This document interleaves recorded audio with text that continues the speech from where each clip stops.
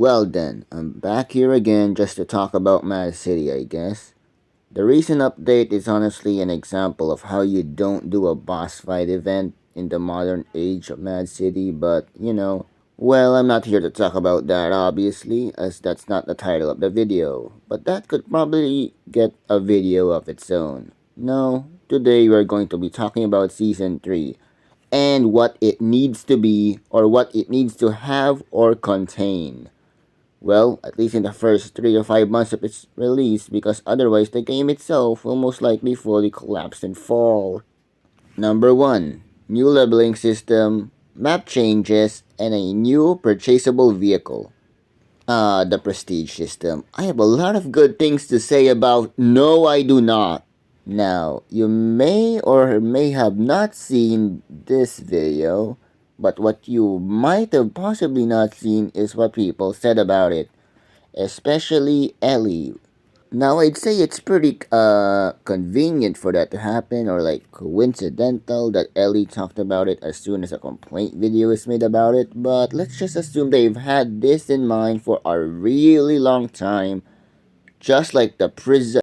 Anyways, I'd say that we need a vehicle that can fit the chaotic theme of a destroyed, broken down landscape. This vehicle shouldn't be that expensive in the first place. Also, I'd say it would probably cost around like the 100k to 350k or something like that. Frankly, it'd be cool if it was unique and only purchasable during season 3 of chapter 2. Yeah, this might not seem like a lot for a season update, but I'd say it's pretty cool to have map changes instead of another great event. Now, map changes mostly only matter if they actually look cool, have lore significance, or are setting up future locations that will be added in the future. Let me set up a scenario. Crispy Bacon has been defeated. Or so we thought.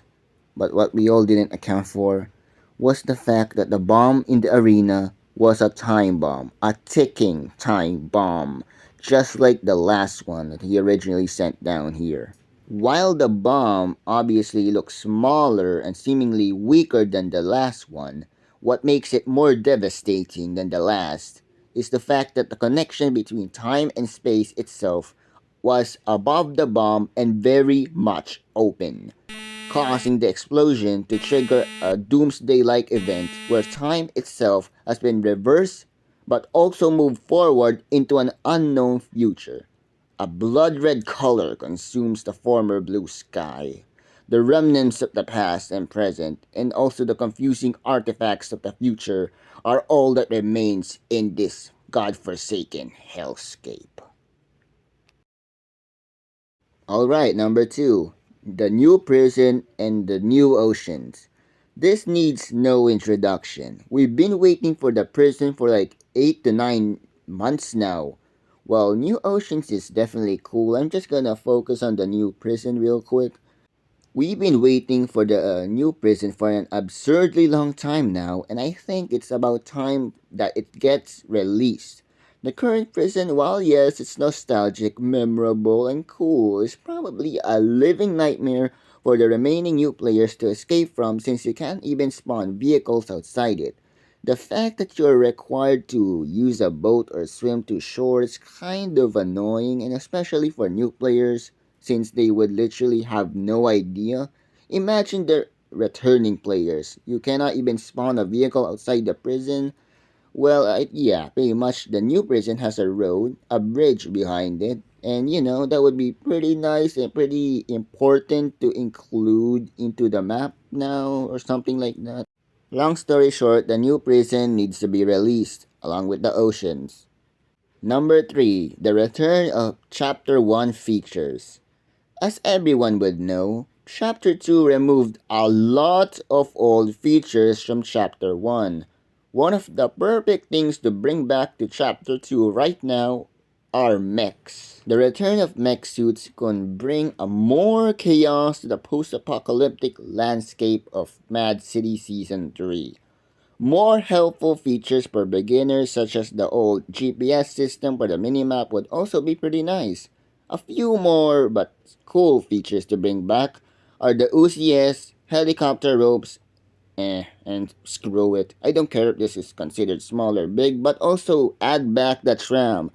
We don't even have a new heist, so we might as well add back the last heist that we have, you know? Return to Roots. This very title I've thought of is a double meaning, essentially. The first meaning would be the literal state of the map due to the map changes, a modern and futuristic society that is in the middle of even more chaos and is still fighting amongst one another despite it all.